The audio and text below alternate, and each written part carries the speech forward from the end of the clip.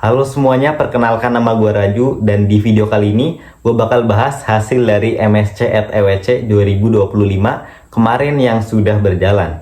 Nah, kalau untuk perwakilan Indonesia sendiri itu ada dua tim, ada RRQ Hoshi sama Onyx Esport. Nah, gue bakal bahas RRQ Hoshi terlebih dahulu.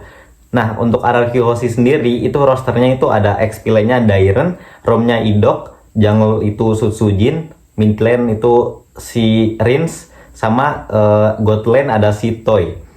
Nah, untuk selanjutnya gue bakal bahas mulai dari match-matchnya terlebih dahulu. RRQ Hoshi udah lawan dua tim internasional. Yang pertama itu Area 77 dari Amerika dan yang kedua itu Aurora dari Turki. Nah, gue bakal bahas yang pertama dulu dari Area 77. Nah, di match itu hasilnya 2-0 buat kemenangan RRQ.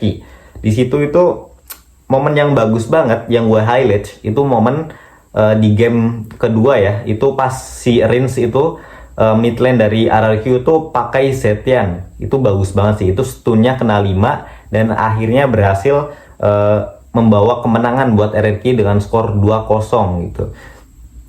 Terus untuk sebenarnya ya untuk permainannya itu udah bagus banget sih, kayak RRQ Hoshi itu tipikal tim yang tim playnya itu jalan gitu, tipikal tim yang tim playnya itu jalan. Jadi mereka itu individunya sebenarnya nggak terlalu yang gimana-gimana banget, tapi tim playnya bagus banget. Jadi itu bagus sih, kayak udah mainnya udah rapi, udah disiplin. Nah, pas lawan Area 77 itu bisa dibilang gamenya game mudah lah buat RRQ. Hasilnya 2-0, mainnya juga rapi sama disiplin. Nah, untuk di match kedua itu lawan Aurora Turki. Nah, di situ lumayan ada perlawanan lah. Di game pertama RRQ tuh kalah, di game kedua dan ketiga RRQ berhasil membalikan keadaan. Jadi skornya itu 2-1 buat kemenangan RRQ. Nah, Aurora Turki itu emang secara permainan itu cukup bagus lah bisa dibilang, karena dia itu punya mid lane namanya Rose itu bagus banget. Itu Selenanya jago banget.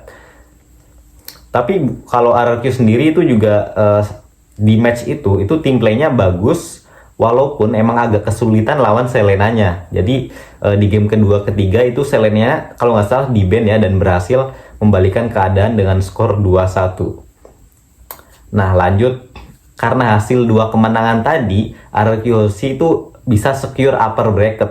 Nah, keuntungannya apa buat upper bracket? Buat upper bracket itu mereka itu bisa pilih tim mana yang mau dilawan di babak playoff nanti. Tapi sebelum kita bahas itu, kita balik lagi ke Onyx Esport. Nah, perwakilan Indo yang kedua. Onyx Esport itu untuk rosternya ada 5. Ada Keyboy buat roamer, ada Sans buat mid lane, ada God lane itu si Savero, terus ada XP lane-nya Lutfi, sama jungle-nya Kairi. Nah, untuk match-nya sendiri, Onyx itu ada 3 match. Match yang pertama itu lawan CFU Gaming, tim dari Kamboja kalau nggak salah. Nah, di match itu skornya 2-1 buat kemenangan Onyx. Di game pertama itu kalah dulu. Dan gue kaget, CFU itu pas main 1-1 sama Kalea, sama Zetian itu bener-bener mainnya rapih, mainnya bagus banget secara kombinasi permainannya gitu.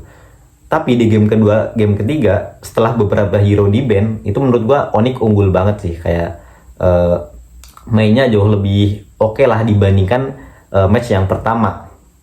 Walaupun mungkin rada kaget ya, karena baru match pertama langsung lawan tim Kamboja yang mungkin emang kita bisa dibilang bagus juga sih, CFU Gaming. Nah, setelah menang lawan CFU Gaming, Onyx itu lanjut lawan tim Liquid PH. Nah, pas lawan tim Liquid PH, baru itu menurut gua tim Liquid PH itu salah satu tim terkuat di MSC. Skornya 2-1 buat kemenangan tim Liquid PH, tapi sebenarnya Onyx itu ada perlawanan banget, ada perlawanan. Jadi di game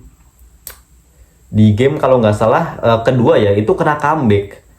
Yang harusnya menurut gue itu bisa menang loh, udah dapetin Lord, terus lagi posisi ngepres, lagi nyerang. Tapi tiba-tiba kena tombak Moskov, terus tiba-tiba kayak kepisah gitu. Jadi dua orangnya itu mati, terus sisa 3 orang akhirnya bisa bisa ke comeback gitu. Tapi di lain itu si tim Liquid itu juga mainnya rapih, jadi nggak bisa diremehin juga. Secara draft juga mereka bagus ya, draftnya itu bagus juga. Ini emang tim yang menurut gue ada potensi buat juara lah, tim Liquid PH itu. Lawan tim Liquid kalah 2-1 nggak apa-apa, dan akhirnya karena kalah 2-1 itu Onyx itu turun ke lower bracket. Nah di lower bracket Onyx itu ketemu tim VP yang jadi lawannya di match ketiga. Pas lawan tim VP di match ketiga, Onyx itu menang 2-0 ya. Dan menurut gua menangnya itu menang meyakinkan gitu. Jadi tim VP menurut gua juga nggak terlalu gimana-gimana banget, nggak terlalu jago banget sih, kayak biasa aja. Jadi itu mudah lah buat Onyx menurut gua.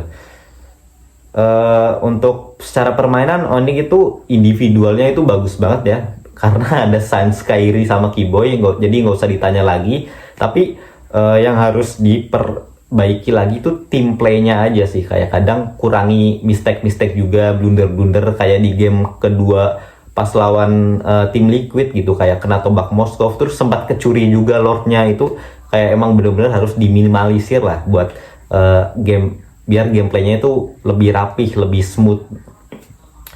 Kalau secara draft juga sebenarnya sempat ada beberapa miss draft sih menurut gua, kayak di game ketiga pas Onyx itu ngepick Amon. Nah itu juga perlu jadi catatan buat Onyx ya, biar lebih baik di babak playoff nanti. Nah tadi gue udah bahas dua tim perwakilan dari Indo, ada RRQoC sama Onyx.